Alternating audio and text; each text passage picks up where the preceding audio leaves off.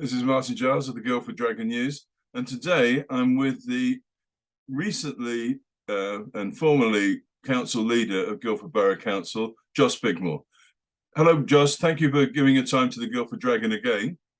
No problem, Martin. Good morning. Good morning. Okay, so you signed off at the council the other day and said it's been a blast. Has it? I'm not entirely sure I use those words, but I think it's definitely been challenging, enjoyable, frustrating, all manner of adjectives. But it's, it's something I'm really feel privileged to have been in that position to serve the residents and try and make some positive changes. But I mean, if you think, where we were in May 19 versus where we are now and what we've had to deal with, it's gone slightly different than any of us had thought. Yes, of course, and you're referring, I guess, mainly to the pandemic. And now cost of living, war in Europe. Yeah. I mean, it's Brexit. I mean, it's everything and anything. I mean, it's been a colossal time of change and challenge. And I think it's credit to the council that we've got through it. Credit to the residents of the borough, we've got through it, and we've still managed to get some projects moving despite all of the other things we've had to deal with. So putting all those major things to one side, the pandemic and all the other things you listed there, how different was the role to the role you expected, perhaps? Well, I mean, I think, going back to when we started R4GV in January 2019, I don't think we ever thought we'd be in a position of leading the council. I guess what are the surprises? I mean, as I said on last Thursday night, I'd only ever been in the council offices twice in my life before I was elected. So, I mean, the breadth of things that the council does for the residents of the borough is astonishing once you're on the inside of it. The quality of the majority of the officers is outstanding. There obviously, as with every corporation, there are some that you probably wish were in other jobs, but the majority that choose to work in the public sector when perhaps they could do things that are better remunerated in other sectors, I think is humbling for someone that effectively sold their soul to the city for a number of years. So it's been a very positive experience, and I really think it taught me a lot about Guildford. Having lived here now for 12 years, I've learned far more in the last 2 years than I did in the first 10 just by being part of the council. Well, there are lots of tempting leads to follow on what you've just said there, Joss, but time is, we have to consider the time. So what I want to ask you next is, the next council election is just 8 months away. Yeah. Won't the differences between R4GV and the Liberal Democrats need to become more obvious to give voters any kind of choice? What are the main differences between the two parties in your view? I think that my party is the only party, and that's Lib Dems, GGG, Conservative Labour, that has a positive vision for Guildford and a deliverable plan to get there. We're the ones with, making aggressive attempts to change the local plan, being, really driving the master plan process for the town to try and solve the issues of the town.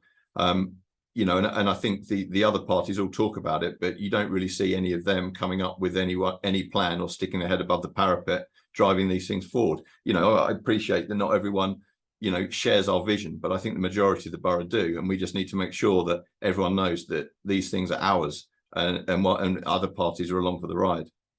Okay, well, we'll get on to the master plan a little bit later, but is it then your view that the Lib Dems were prepared to accommodate the local plan? And we know that they were reluctant in the early part of this administration to ask for a review, and you accepted their arguments that it was risky to do so. What are what is it that the Lib Dems want that you don't?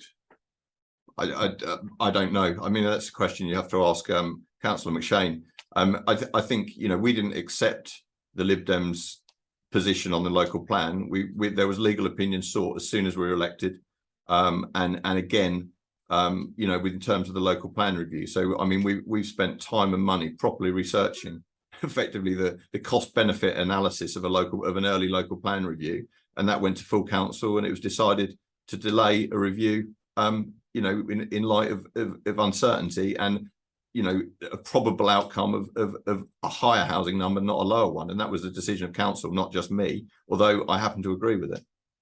Okay, but I mean, there were people within your own group that felt strongly you should have persisted with absolutely, and I totally accept where you live is going to alter your opinion of what that balance of risk is. If you live in Clarendon, Horsley, or Ripley near Wisley, your personal balance of where the risk versus reward are, where your position there is it can't actually get a lot worse for us because we've already got all this development coming. So why, what is the problem with the review? Well, what about the person in Worplesdon that's next to a site that might have to be allocated? So there's a borough-wide view, and then there's a more narrow view looking ward by ward. And I think that's why everyone has entitled to their own opinion and come to their own conclusion looking at the facts. And I totally accept every councillor comes to a different opinion, and that's one of the pluses of R4GV, that we can disagree in the group, and we can still exist. Okay, now you talked about the master plan earlier, and gave that as one of the examples of the differences between you and all the other parties, you said. But two councillors, one of them from your own group, Tony Ruth, mentioned the importance of more public consultation in that master plan process. Can the residents of Guildford be confident this time, given what's happened in the past, that their views will truly be listened to when it comes to shaping Guildford's future, the name of the master plan? Well, I think what we've done so far is the most comprehensive and diverse consultation process that we've been through to get the kind of outline principles, and that will continue through this project. The timeline for shaping Guildford's future, we're talking, could be 10, 20 years. So if and it's going to, go past my terms as a councillor, should I be granted another one? So we need to make sure there's public support for this, and there's council-wide support. It's not the R4GV master plan. This is Guildford's master plan, not even Guildford Borough Council's master plan. It has to be the master plan for the borough, and the borough has to support it. So if we don't have, it's going to be incredibly difficult. If we don't have the support of the residents, the support of the county council, the support of the Environment Agency, it's going to go nowhere. So we need, it won't work unless we have unless we make it work for everybody. Okay, and if it emerges that there is a strong body of opinion, for instance, that there should be some more building height control in Guildford, will you listen to that? Absolutely. I mean, there's not at the moment. There's obviously a very vocal minority that wants. Well, how do you know it's a minority?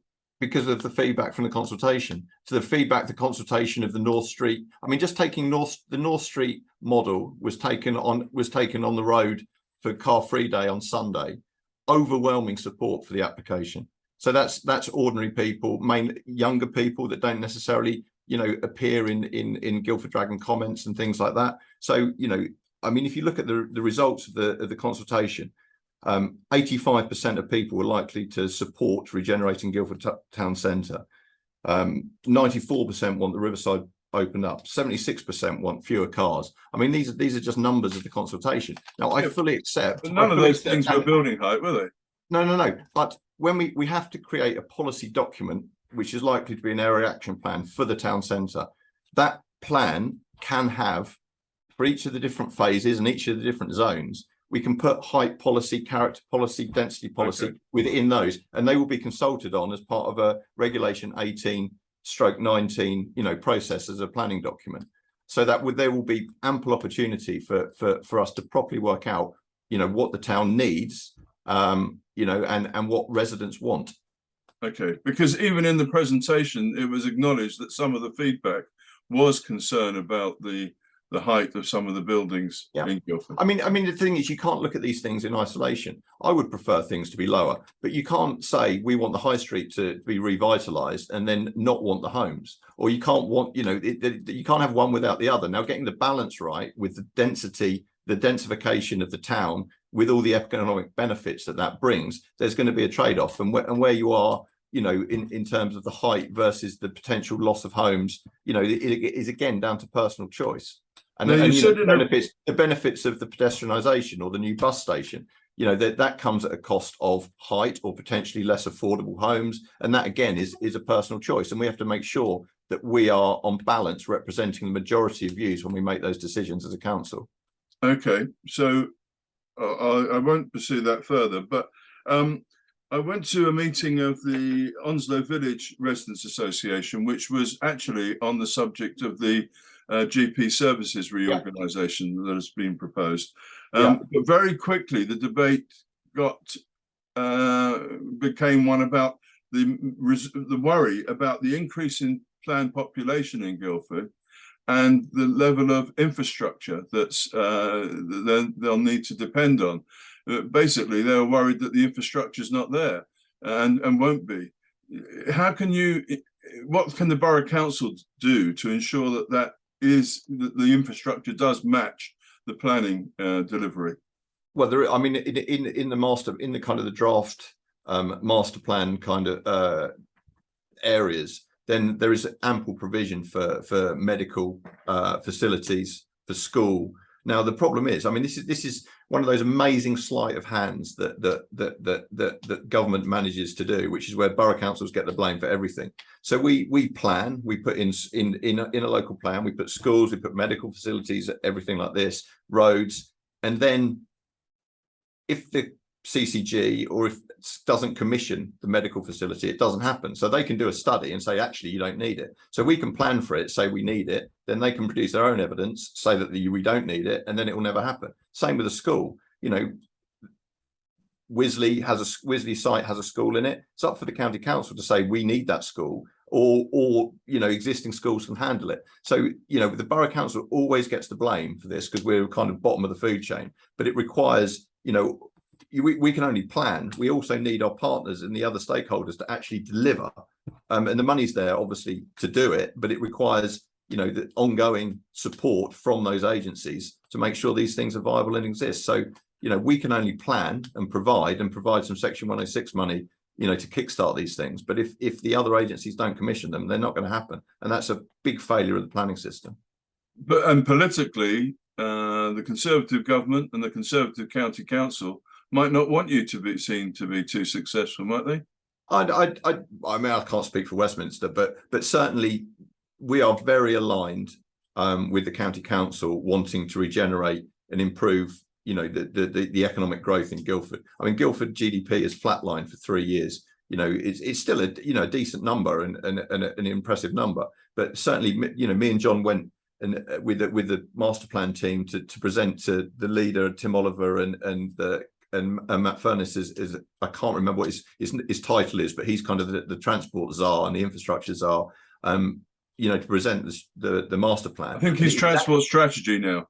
Yeah, so and infrastructure czar. So, you know, the two most important people at the county council to get this project going, and everything in it aligns with the corporate plan and the strategic objectives of Surrey County Council. So we are completely aligned, and I don't think there's no real politics in that. I mean, as I said, the payoff for this is going to be 10 or 20 years. Who knows who's going to be in charge of which authority? But this will deliver for the residents, and that's ultimately what we're all trying to do, irrespective of whether it's a blue banner or a magenta banner or a yellow or a red or a green.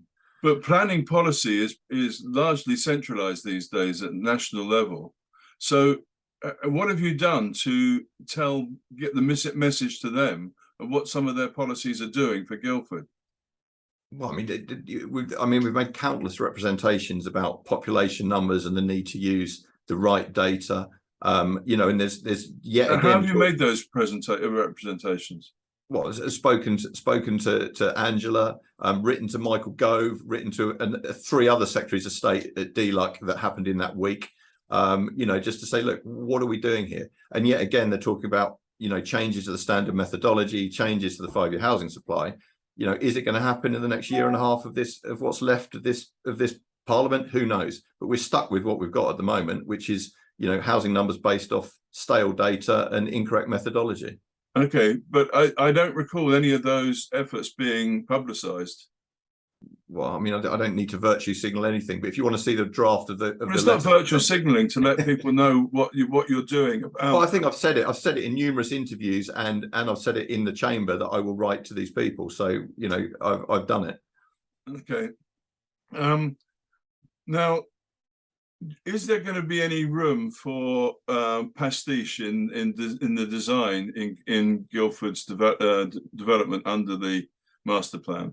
I mean, it's too early to say. I mean, I'm very open-minded when it comes to design, very open-minded, and I think that's something that will come as the consultation progresses and we start to identify, more about the sites, what we can put on them, and then the style, comes there. But I'm open-minded to everything.